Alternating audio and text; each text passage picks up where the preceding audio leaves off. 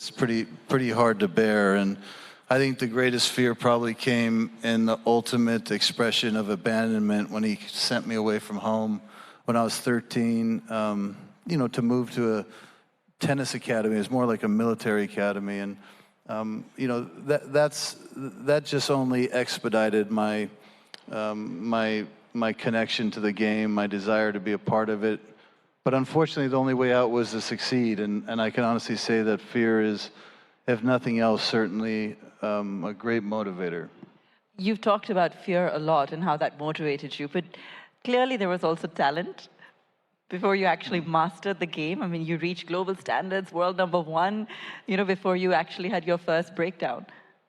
Well, yeah, the only way out was to win, but beyond just sort of getting out of my circumstances, I had this distant hope in my heart and mind that somehow winning was going to be the answer to my connection, right? An answer to what I was suffering every time I would sort of step on a tennis court that nobody really knew about. My father used to introduce me as the future #1 tennis player in the world, so not a lot of margin for error there, you know what I mean? And so I would win, and then I would win, and then eventually I got to a point where the last thing for me to accomplish was to be ranked #1, and I had this little bit of this expectation that somehow things would make more sense when I achieved that. And the ironic part was, when I got to #1 in the world, it was one of the greatest disappointments of my life, because I absolutely felt nothing, nothing. And that sort of led me down a pretty dark path for a while. In your journey as a tennis player, a lot of that resentment, did it also come out on the courts, the anger, the resentment? You were always seen as a bit of a rebel in your career. We've had a lot of instances, much talked about, not just competitive rivalry, but in terms of how you stood out vis-a-vis some of the others, in terms of your demeanor and so on. When you look back today, I can already see the amusement in your eyes, but how would you describe that phase? At the time, rebellion was the only thing that I had ownership of in my life, right? Yeah. I had the choice to rebel or not to rebel. So in a way, I was exercising the only choice I really had, and people sort of started on the world stage, whether it was the media or whether it was, the fans, or whether it was the sport companies who were building this brand around me. But, they were telling me, basically who I was, and in some cases asking me to explain who I was. And I think some of all that rebellion was an exploration, really, an exploration of who I was, because I didn't even know myself. I never had the luxury of having those choices to make sense of this whirlwind of a life that I was living. So when I look back, I see somebody who cared deeply, somebody that, couldn't hide from whatever they were feeling. And sometimes they were good things, it doesn't suck winning, right? It doesn't suck making money and changing your family's life and doing these sorts of things and holding up trophies. And, and sometimes, days came easier than others, but the disappointments I couldn't hide either. And the rebellion and the anger, sometimes I couldn't hide either, So if I was nothing if not authentic to what I was feeling, because for so long what I felt didn't really matter, and that was sort of what I was rebelling most against. And quite honestly, in hindsight, it's probably what made me connect mostly to what made others connect more to me than I would have ever anticipated, is because there was an unspoken authenticity to whatever it is I was going through. Living with your emotions on your sleeve. And, I felt like I suffered enough that I didn't care if people had more judgment, because nobody's going to judge me harder than I judge myself. That's how I kind of felt about it. But it created a lot of strong connections with the fans over the years, which was one of the hardest parts about saying goodbye, was saying goodbye to those that saw me through my ups and downs. But yeah, finishing #1 in the world and feeling absolutely nothing was probably the start of what I thought was the end at the time. Well, it was only the beginning of a new journey. And that's also what brings Andre here to India in the midst of a pandemic. I think it only validates his commitment to India in his journey as somebody who's looking to further the cause of education, increase its reach, increase its access. But I'm going to let you tell that story as well. First, how did you get to that point? How did you find something to keep going for? You told me earlier that it made you look within, made you try and find reason to keep going and to persist. And that's how you really went about and eventually set up your first school in Vegas. Yeah, exactly. I think at my lowest point was when I did hit #1, but then I started a downward spiral that was pretty aggressive and self-inflicted. I mean, I started doing things to my body, on and off the court that wasn't in line with maintaining any form of success whatsoever. I mean, everybody was shocked to watch me fall from #1 in the world to 150 in the world, and I was the only one that wasn't shocked by it. I knew exactly where I was headed based on what I was doing and what I wasn't doing. After 2 years of sort of living that cycle, I got a wild card into this tournament in Stuttgart, Germany. For those of you that don't know what a wild card is, it's when you're not ranked high enough to get in, but you can still sort of, fill the seats, so they let you play. And so they let me into this event, and I got exactly what I deserved. I lost in, quickly first round. And I remember my coach taking me back in the room, and, he shut the door, he locked it, he opened up the mini bar, opened a beer, and just said, listen, we got to either do one or two things. We got to quit or we got to start over. I mean, those are our only two choices at this point, but you're too good for this, and I'm tired of watching you go through it, And so it was a moment where I kind of recognized that I gave myself permission to quit because I was kind of done, And it was funny enough, the second I gave myself the permission to quit was the second I sort of rebelled against that. And I said, you know what? I can't leave the game on these terms. I mean, it's not, but I need a reason, because it's not enough just to get out there and keep doing this. And I remember looking out the window, seeing a lot of cars and a lot of people, and I had an epiphany. And for the record, epiphanies don't change your life, but what you do with them really does give you a chance of changing your life. And the epiphany was this: I looked at all these people, and I was wondering, what do they do? Did they choose what they did? Whether that was their work or their life or their circumstances. And then it started to occur to me: does any of us really choose our life? I mean, do we choose where we're born? Do we choose what our strengths and weaknesses are? Do we choose, what our parents nurture in us, what they don't nurture in us? I mean, the truth is there's perceived choice, but there's really not a lot of it. But just because we didn't choose our life doesn't mean we can't find a way to take ownership of it. So the journey to taking ownership of my life was a process to discover something that was bigger than me, but yet that I was still connected to. And I went on a soul-searching period of time, and I saw this show on 60 Minutes, news program of KIPP, Knowledge is Power. It's a charter school operator in America. And I watched these two guys rolling up their sleeves and changing the trajectory of all these children's lives through educating them. And I recognized that these children truly are the children that don't have choice in their life, right? Without education, without a proper, without the opportunity, without somebody believing in them, thinking a lot of them by caring for them and expecting a lot of them, there's no choice. And no choice doesn't mean bitching and complaining about being #1 in the world. No choice for them means back to the streets, back to the gangs, back to the incarcerations, back to not breaking, the downward spiral of their parents and parents before, who never graduated high school and never knew the world was bigger than the environment they were living in, And so what seemed to be overnight, I took out a $40 million mortgage and got my charter's license and built my own school in the most economically challenged area of Las Vegas, which, by the way, is the 5th largest school district in America. So, and we're 50th in kids that we put into college. So it was a perfect laboratory to experiment with how it is that we're failing the kids. The kids aren't failing us, and that started my journey, you know, in building the school, and certainly led on to many other things. So how did it go from one school, and a school which actually I think had about a room for about 12 to 1,500 children, but a waiting line almost double, triple that.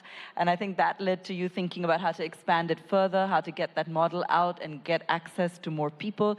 So what was the formula or the model that you discovered that helped you to increase the reach? Well, the inspiration behind it was, and I don't know by nature or by nurture, because tennis teaches you one thing for sure, and that's problem solving. I mean, you don't have to be good in tennis for the record. You just have to be better than one person. And sometimes problem solving that person is a lot easier than having another good day of playing good tennis, you know? So you define this muscle of problem solving. And the problem that I was having was there was double the kids on the waiting list than there was in the school. So in the world that I came from, that makes me twice the failure I was the success, right? I mean, here are the kids I'm helping, but here are the kids I can't help. I've raised about $200 million over a period of 16, 18 years of philanthropic dollars so that my school could live in perpetuity, but it's also not scalable. There's just, it's a drop in the ocean. And I started to say, you know, the most frustrating part is I didn't even know who I was as it relates to what I was doing. I wasn't an educator. I mean, I'm an 8th grade dropout. I certainly wasn't an operator. But I came to terms with the fact that I'm a facilitator. And I facilitated this dream for these children. And I was proud of it, don't get me wrong. But I started to ask myself, how can I facilitate more growth, if that's what I am, for those that I steal all these best in practices from? And I put my sort of thinking cap on. I called a meeting with a gentleman in Southern California who understands inner city investing and so forth. And we shared the same passion for education and the same frustration that waiting for government, we're losing a generation. That philanthropy, while very important, my foundation thrives as much today as it has from the beginning, but it's not scalable. I mean, you know, philanthropy ends when philanthropists run out of money. I mean, that's one truth to it. Another truth to it is philanthropy ends when a philanthropist changes, you know, where they want to allocate their dollars. So I knew it wasn't something I could always count on or grow or scale. But the one thing we can still do in our country is innovate. Maybe we can find a way to actually access the private sector. So put together this business model. And the business model is pretty straightforward and of sorts. It's in America, if you don't know how charter schools work, every state, the money follows the child to the school that they go to. A charter school is an optional competitor to the public education system, right? Learning best-in-class practices, you know, helping hopefully refine some of the good things that we can do to make a difference in these children's lives. But as the money follows the kid to your charter school, right, that's like income, right? That's like rent. So you build a $10 million school, you have 800 kids, let's say the allocation is $10,000 per child. You got $8 million of revenue on day one because there's a huge demand for quality educational seats. So I went to the private sector, sold them this model that don't give me your money, invest your money. And here's what I'm going to do.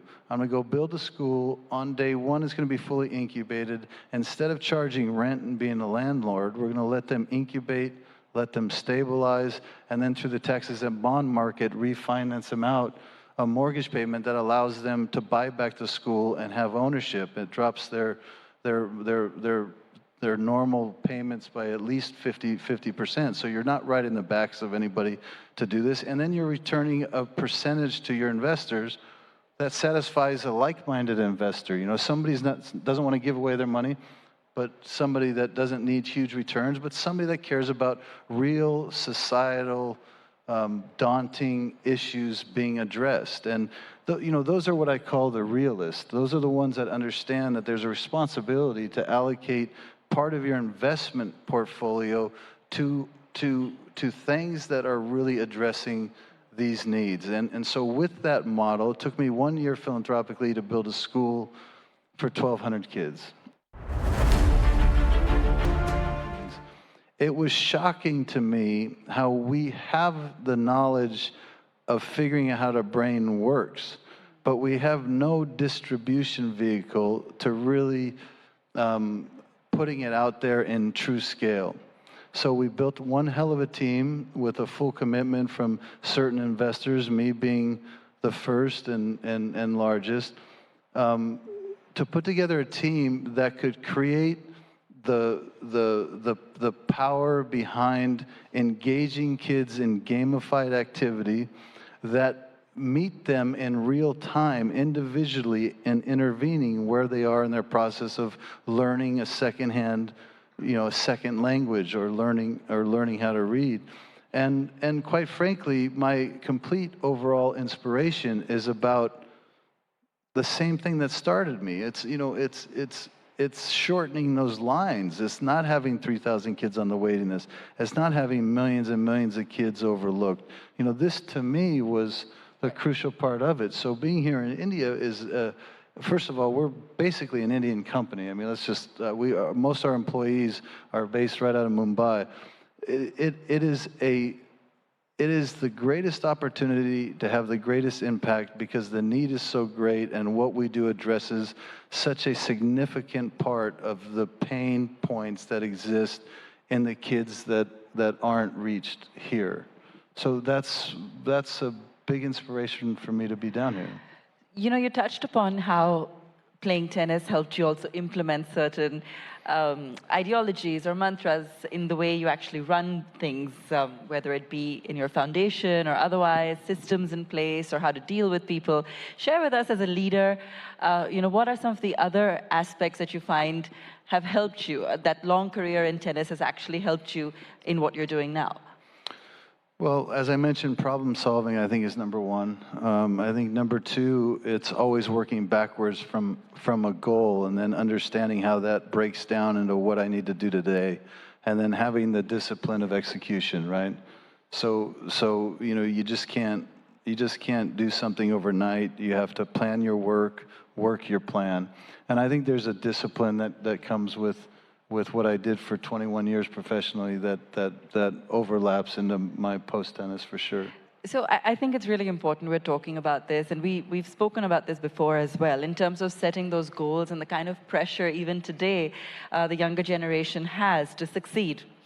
You talked a little bit about how the definition of success was skewed for you already made for you when you first set out. Today, how much of success is really a combination of drive versus hard work versus talent or luck? Well, luck means nothing if you're not prepared for it, right? I mean, let's call it like it is. There's not a company out there that is really successful that can't claim a level of luck along the way.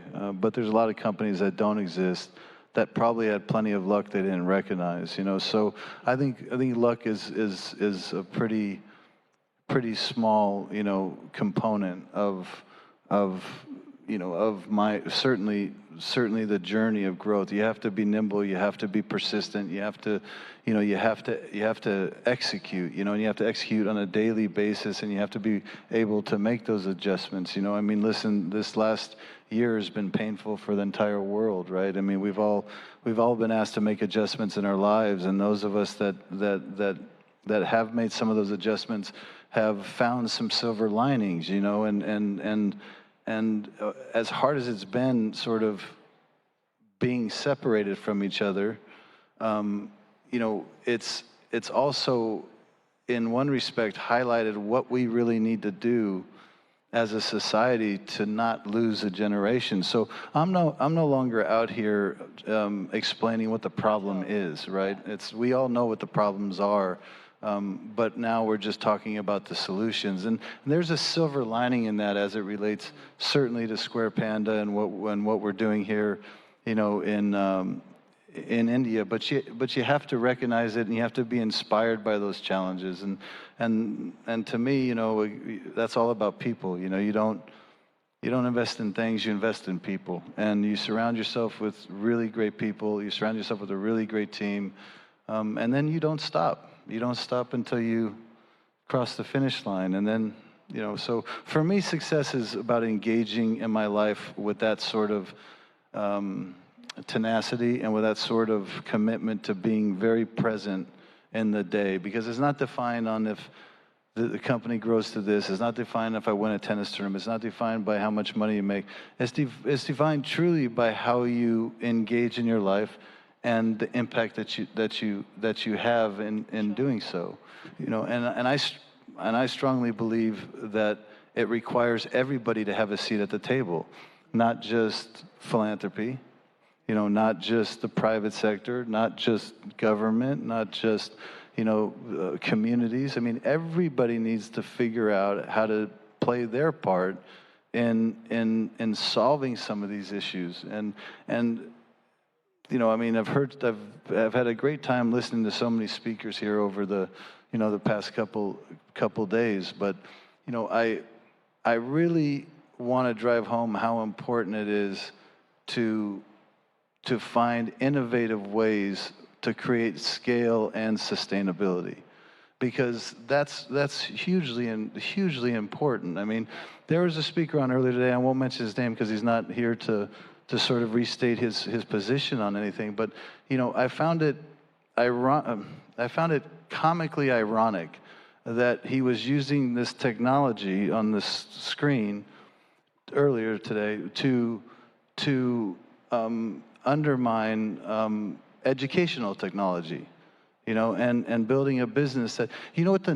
Let me give some context to that. I can see some perplexed expressions. We had You're good if you can see the expressions under the mask. You're really good. Yeah, no, I know I am good. But no, we had a panel on education, and there was a suggestion that perhaps some of the ed tech companies were eating into a market, you know, trying to be profitable vis-a-vis actually providing their services in a non-commercial manner. And I think the pushback from Square Panda was that, you know, you could be running a social entrepreneurial venture, so it could be more affordable, but it's still reaching far more people than, you know, than, for example, otherwise such a venture would. So just because it's a business, it doesn't necessarily imply that they're trying to be profitable in this particular capacity. Well, let's follow that other form of thought process to its logical conclusion. We need to take all textbooks away from children because there's a textbook manufacturer out there. Doesn't make a great deal of sense, right? You know what the #1 teaching tool is in the world? YouTube. YouTube. Let me give you two extreme examples. My daughter comes from our environment, and she wants to make mom and dad dinner. Puts on YouTube, figures out what she wants. No more recipe books, and she learns and she makes a great dinner. Now you fast forward to, you know, the southern Pacific island of where there's a farmer. This farmer has to farm to feed his family. A part breaks on his tractor, can't farm. What does he do? Pulls it up on YouTube, learns how to fix it, doesn't have time to not do that, right? So to bring... Education is one of the only industries that has remained absolutely stagnant and uninnovative for 200 years. I mean, if I brought somebody from 200 years ago into the future, I could walk them into an airport, and they're going to say, what is this? And you're going to explain to them how we have machines that fly now. You walk them into a train station, same concept applies. You know, you walk them into a hospital, same concept applies. You walk them into school, they're going to say, oh, this is a school, right? And by the way, we're doing that in the most important area that we have as a society, which is education of our children, which is our future. So why are we not trying to fill in the gaps to come up to speed on what's actually required to create a customized, very personalized, very adaptive, very interventive on a day-to-day basis, and use it as a tool to accomplish, if anything, one or two of these objectives. And the only way to really do that at scale is to bring partners in and to create an environment where we can prove that this is solving for some real daunting societal issues. So using technology and, of course, good partnerships and collaborations to really get those tools out there, and education that reaches a lot more people and the masses as well, right? Looking to empower, of course, an entire new generation. We'll take some questions from the audience on that a little later in a few minutes, but I know that there is a lot of interest also, of course, in whether or not you're still connected in any way to tennis. I know you were coaching, of course, everyone knows that, for a while. Do you still go back to the courts? Do you go back with Stephanie for a practice game now and then? I try to avoid it at all costs. Really? Yes, because it really tests our marriage. You know, it's very competitive. No, but on a serious note, I do want to stay involved in the game. The game has given me a platform to have my life's work, you know, and to wake up every day with a clear desire, inspiration, and passion for something. So I couldn't have done it without tennis. So I do try to stay involved. And the area that I find that I most connect to is anybody that really wants to learn and grow, the mentoring side of it. Not coaching is a little different. Coaching is management on the road and that sort of thing. But there's so much to a one-on-one sport that, you know, we don't have the luxury like a team sport where the dynasty can pass down so many learnings. You know, you really, there's a lot you learn over dinner, to be quite honest. There's a lot you learn over just talking about what's required, what's asked of you, what the objective is, you know, all these little things. And I love people who love to learn, because, right, when you stop learning, you stop teaching. That's just something I've always believe strongly in. And so when I see a desire to learn, then I feel an inspiration to engage. So I do work with some players who are open to and making the effort to, you know, come to my hometown and spend time and understand what's really, you know, in their future if they do things a certain way. How has the sport changed since you know, you were really completely involved in it? When you look at what's happening today, are you impressed with the quality of players? Do you feel it's tougher for them today? Are there other changes that you see that surprise you, or you know, or that you actually foresee now going forward as well? Well, I've had the luxury of playing in multiple generations, right? The first kind of generation was, you know, Jimmy Connor's days.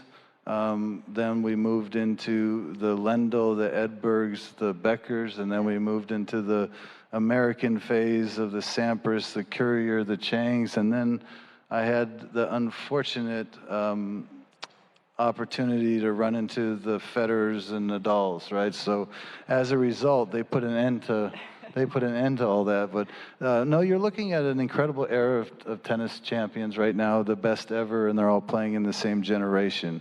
You got one guy who's the best on fast and grass, you got one guy that's the best on clay, and you got one guy that's the best on hard court. And they, by the way, have 20, 20, and 18 Grand Slam titles, and they've all had to do it playing against each other. So it's pretty darn remarkable what we're watching now. But the greatest change I think I've seen in the game, and certainly the change that ended my desire to want to stay out there and put myself through it, is the amount of spins that are created. Because people really underestimate how much geometry is in tennis. And one of the things that I specialized in that made me a little bit different than the rest was, you know, my ball striking ability, but also my ability to take the ball early and maintain a certain control of the point. But when you can change spins and you can change trajectories and you can change angles, you change dimensions, right? And when you change dimensions, you change rules of engagement. So no longer was I safe hitting a quality ball, taking over the court, when now all of a sudden I had to worry about a ball 10 feet over the net, up the line, not bouncing in until it actually bounced, right? So that sort of changed my whole optimism and being able to make inroads against that kind of spin. That, you know, the athlete has gotten faster, the athlete's gotten stronger, they've gotten more longevity. I mean, I thought one record that might never get beat is being the oldest number one at 34 years old, and then Federer decides to do it at 37 or 38, right? And he's still going.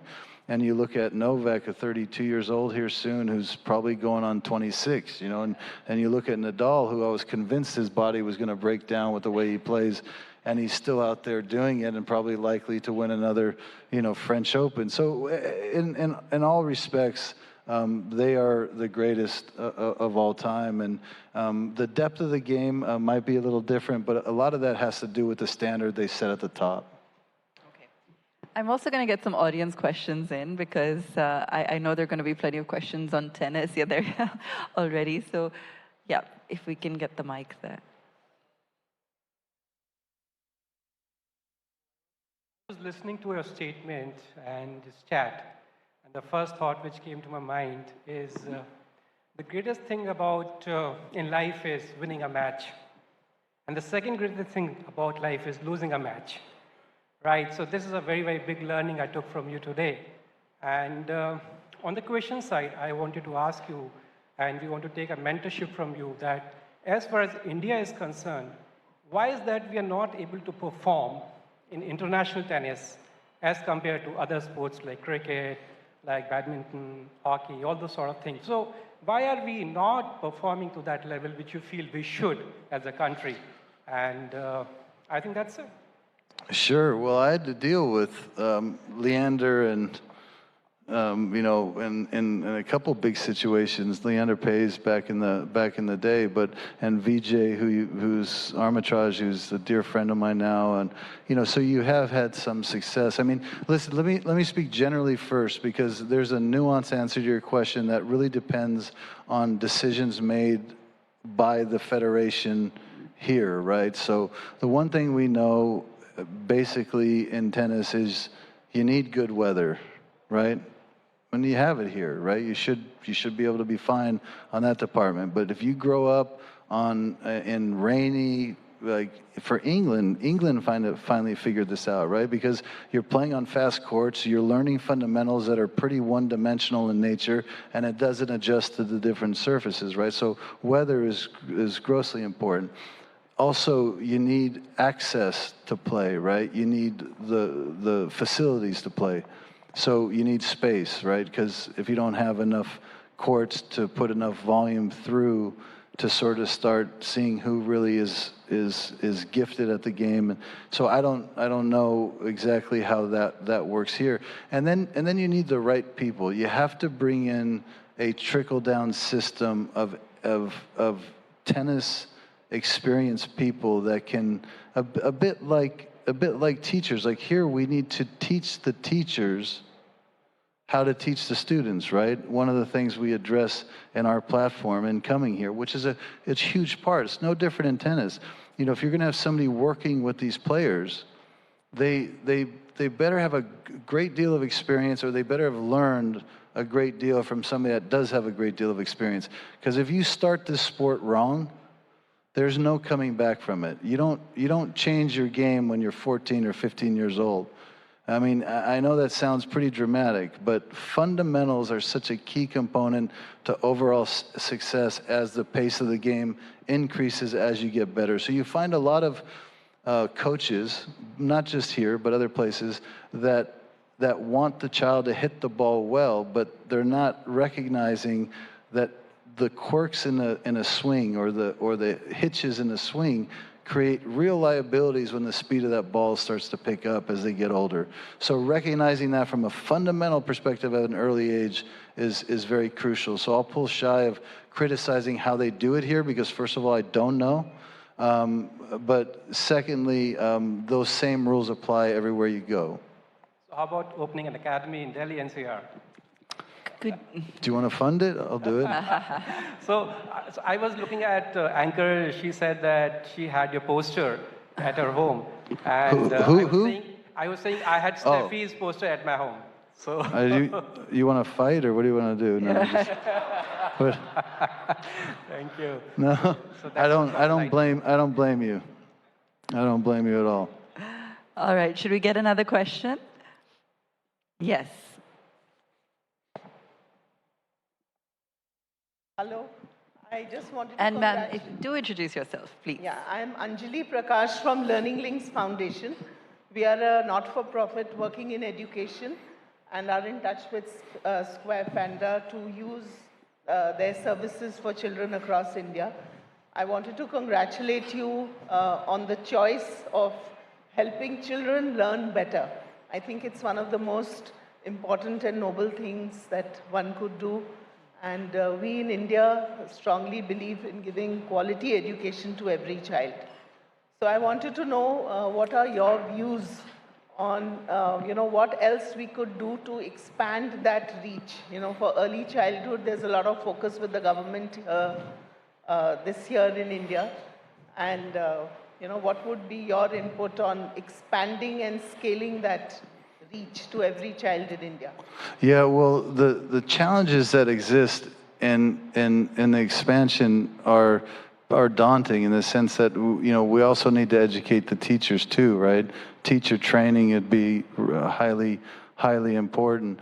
But what I would also say about reaching the most effective, efficient way, reaching more kids and reaching them more profoundly or more, specifically, is I think we've learned this globally now. I think we've started to really recognize that early childhood investment, right, is where you're going to get the greatest social return on your capital, right? So you could spend 5 years bringing a child up to speed once you realize, they have certain impediments, certain handicaps, certain obstacles, or you can invest in them at an early years where you never run into those things. So investing at an early age when the elasticity of a child's brain is highly the most developable years, 2 to sort of 8 years old,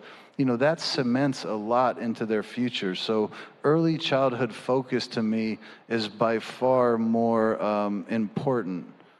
If you're just talking about sheer success and if you're looking at results of your, time on task, that would be a comment I would make. Thank you. I think that is our focus in India as well.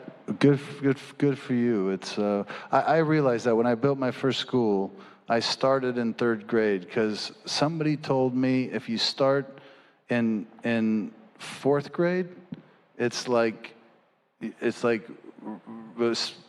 a Hail Mary into the end zone.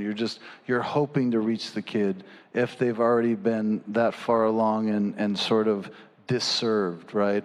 If you start in 3rd grade, they call it a 2-minute drill in football. I don't know how much you know about American football, but there's these moments where you have 2 minutes left on the clock, you got to march down the whole field, and it's actually really achievable, but it's a lot of hard work and things have to go right. So I started by making it as challenging myself as much as possible, and then I quickly realized, why am I doing this? I need to start in pre-K, and I need to let these kids filter through a proper system that actually expects a lot from them because they think a lot of them. And watching the first graduating class that started in 3rd versus the first graduating class that started in kindergarten was a dramatic difference in how they performed. I think I see another question. Hello. Yeah. Hi. I'm Pawan, and I used to run an edtech company earlier, and now I'm working with an NGO, Roundtable India, which builds classrooms for students across the country. And in fact, we build 1 classroom a day. So that's the kind of infrastructure we try to build. But my question is more about your book, which I've read twice. Okay. And I really felt that you really opened up your heart when you wrote this book. So my question is, to cut it short, it takes a lot of courage to really write down everything, and so what went into your mind when you decided to really lay it open, just like this? I mean, very tough. You have talked about things, you know, you were a rebel, you did like, you know, how your dad, you know, really put you to talk a lot of work, you know. I mean, very difficult to talk. What went into your mind? Well, first of all, I wanted to understand my own life, you know, through a literary lens. I wanted to do that for myself. So I didn't sell my story to some publisher and take their money and then be told, you know, how long I have to write it, what I need to put in there, what I need to take out. You know, I wanted to have full control over understanding my life, so I invested in it.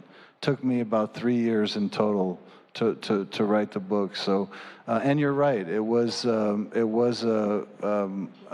process, and at times very, very difficult. I think the thing that got me over the line to turn the book over and sort of give birth to it in the world, regardless of how it does, regardless how people feel, regardless of what they're going to think of me. I mean, I had more to lose than to gain from doing it. But I think the one sort of crucible moment that I had was when I could honestly say, if somebody reads this book, they're not going to just know more about me, but somewhere in there, they're going to know a lot more about themselves. And when I honestly believed that, I felt compelled to jump out of the airplane. You know, it was hard, but I think when you change your perspective a little bit, it's actually pretty liberating as well. I think we have time for just one last question. Hello? Yes, I go would like ahead. to ask. Yes, here. Sorry. I'm Chaitanya. I work as a marketing for an American pharmaceutical company, that is MSD, if you know. And so my question is, when I was growing up, I'll be honest that I was your biggest fan, and I was, if you see sports, I would be supporting Liverpool instead of Manchester United. I'll be supporting Stone Cold instead of The Rock. So basically, And me instead of Sampras, right? yeah. So I never liked Sampras. I used to think you were like Stone Cold. So, and you both are bald actually. So, but as a fan, sometimes you feel disappointed that I may not be the type of a popular opinion. And though I was very happy when you got married to Steffi Graf, which was #1. I was happy too. So I'm glad we shared There that was a together. vicarious feeling that now the person I follow has got something the best.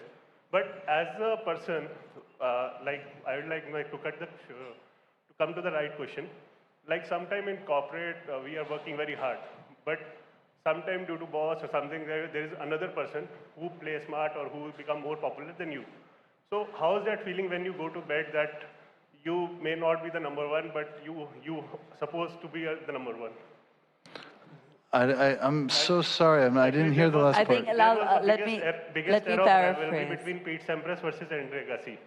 So during that time, mostly the slams, everything, the fan, Pete Sampras was taking. So how was that feeling, and how were you overcoming that feeling?